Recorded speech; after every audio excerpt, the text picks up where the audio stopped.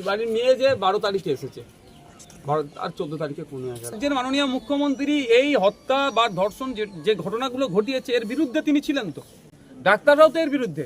এই ধরনের ঘটনা না ঘটে, যে ঘটিয়েছে তার ফাঁসি যেমন মুখ্যমন্ত্রী চাইছেন, ডক্টররাও চাইছেন, বিচারক। তাহলে এই ধরনের বদলি কিসের? প্রতিহিংসা পরায়ণ হচ্ছে কাজ না।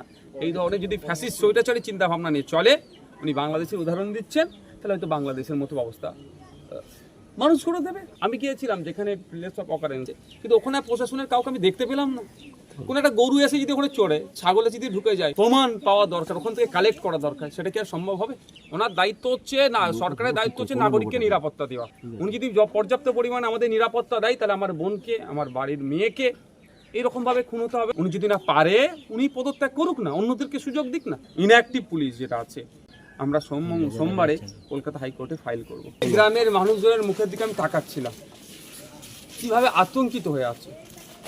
কারণ এই গ্রাম শান্তশিষ্ট গ্রাম, খেটে খাই, সকালে উঠে মাঠে যাই, সন্ধ্যায় মাঠে ফিরে, যে যার কাজে দোকান আছে, যে যার ডে লেবার, যে যার কাজে ব্যস্ত থাকে। হিংসা বিদ্বেষ তো দূরের কথা, মানে এত কাজে ব্যস্ত পরিবারের লোকজন ছাড়া সেরকম মানুষের সাথে সে অর্থ মেলামেশা হয় না এদের। এবারে নিয়ে যে 12 তারিখে এসেছে, আর 14 তারিখে খুন হয়ে গেল। তার মানে আর যখন আসছিলাম কি আতঙ্কিত এরা। কেন আতঙ্কিত থাকবে? স্বাধীন দেশের স্বাধীন নাগরিক, ৭৮তম আমরা স্বাধীনতা দিবস উদযাপন করলাম, আজকে নাগরিক আতঙ্কিত থাকবে কেন? আতঙ্ক মুক্ত করার দায়িত্ব তো সরকারের।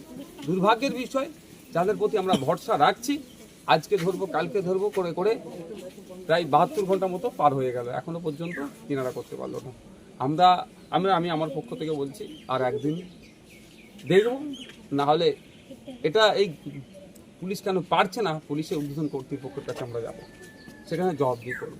পরিবারের লোকজনের সাথে কথা হয়েছে, মা নিজের চোখে দেখেছে সর্বপ্রথম যে কিভাবে, মানে যখন লাশ অবস্থায় পড়ে আছে, তিনি তো কথা বলার মতো অবস্থায় নেই, তারপরেও মাকে সাহস দিয়েছে। কারণ সাঁওতাল জাতি, আদিবাসী জাতি, বীরের জাতি, ভেঙে পড়লে হবে না, মাথা তুলে দাঁড়াতে হবে। মায়ের সাথে, বাপের সাথে আমিও সহমত, এলাকার মানুষের সাথে সহমত। কে করেছে আগে খুঁজে বার করতে হবে। মানে এত শান্তিপূর্ণ গ্রাম, এই গ্রামে তো অশান্তি কারোর সাথে কারো নাই। কে বাইরে থেকে এসে করছে বা কে করলো, সেটা খুঁজে বার করতে হবে। এবং সাথে সাথে আমি এটা বলবো, মিডিয়ার মাধ্যমে, এখানে ডিআইবির লোক আছে, তাদের বলবো এই গ্রামের নিরাপত্তাকে আরও বাড়াতে হবে, আশ্বস্ত করতে হবে। এই গ্রামের মানুষজনের মধ্যে যে আতঙ্কের একটা ভাব আসছে, সেটা কাটিয়ে তোলার দায়িত্ব প্রশাসনকে নিতে হবে। আমি গিয়েছিলাম যেখানে প্লেস অফ অকারেন্স, সেখানে গিয়েছিলাম, কিন্তু দেখলাম ওখানে একটা জাস্ট ঘেরা আছে, একটা মার্ক করা আছে, কিন্তু ওখানে প্রশাসনের কাউকে আমি দেখতে পেলাম না। কোনো একটা গরু এসে যদি ওখানে চড়ে, ছাগলে যদি ঢুকে যায়, তাহলে কি আর যে আপনার প্রমাণ পাওয়া দরকার, ওখান থেকে কালেক্ট করা দরকার, সেটা কি আর সম্ভব হবে? এই যে নেগলিজেন্সি, এটা কোনোভাবেই মেনে নেওয়া যায় না। গতকালকে আমার রাজ্যের মুখ্যমন্ত্রী আরজি করের আমার ডাক্তার বোনদের সাথে যে অন্যায় হচ্ছে, সেটা প্রতিবাদ জানিয়ে রাস্তায় নেমেছিলেন। আমি আশা করব রাজ্যের বিভিন্ন প্রান্তে, বিশেষ করে মফস্বল এলাকাতে, এই রিমোট এরিয়াতে যে ঘটনা ঘটছেন, মুখ্যমন্ত্রী এইগুলোকেও যাতে দ্রুত বিচার পায়। উনি তো ফাঁসির কথা গতকালকে বলেছেন। তো এক্ষেত্রেও আমাদের বোনের সাথে, এই এলাকার মেয়ের সাথে যে অন্যায় হয়েছে, উনি এইটা নিয়েও ফাঁসির দাবি তুলবেন এবং ফাঁসির ব্যবস্থা উনি করবেন, দায়িত্ব নিয়ে। এখন একটা কথা বলি, উনি ওনার মতো ডিফেন্স করার চেষ্টা করছে। আমি ওনাকে, উনি বিরোধী, আমার বিরোধী বলে ওনাকে আমি চাপে ফেলার চেষ্টা করছি না। ওনার দায়িত্বটাকে ওনাকে বোঝাতে চাইছি। ওনার দায়িত্ব হচ্ছে না, সরকারের দায়িত্ব হচ্ছে নাগরিককে নিরাপত্তা দেওয়া। নিরাপত্তা দিতে ব্যর্থ হচ্ছে বলে আজকে আমাদের এই দিন দেখতে হচ্ছে।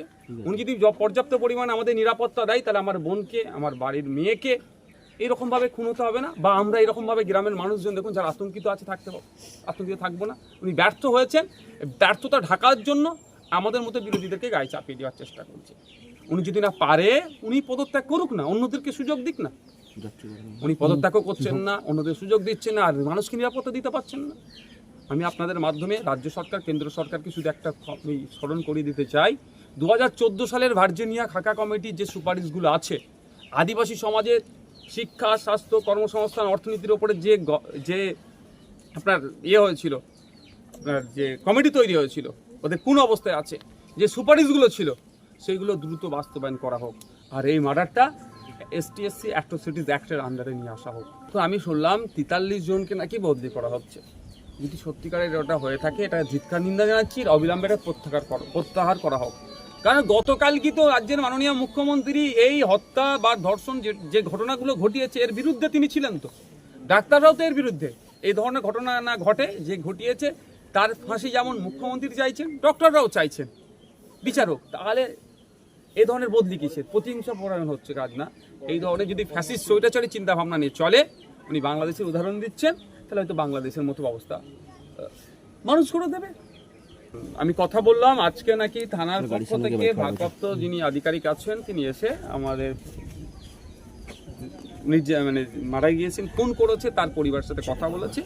তিনি নাকি সাসপেক্টকে লোকেট করতে পারছে না, কিন্তু চিহ্নিত করতে পেরেছে, কিন্তু কোথায় আছে সেটা লোকেশন এখন লোকেট করতে পারছে না। আর কিছু সময় টাইম চেয়েছে। কতটা টাইম দেবেন না দেবেন এটা পরিবারের সম্পূর্ণ ব্যাপার। আমি এনাদেরকে একটা কথা বলে গিয়েছি, আপনারা যদি চান পুলিশের এই ইনঅ্যাক্টিভিটির জন্য, ইনঅ্যাক্টিভ পুলিশ যেটা আছে এটাকে সামনে রেখে আপনারা যদি চান আমাদেরকে সম্মতি দেন, আমরা সোমবারে কলকাতা হাইকোর্টে ফাইল করব।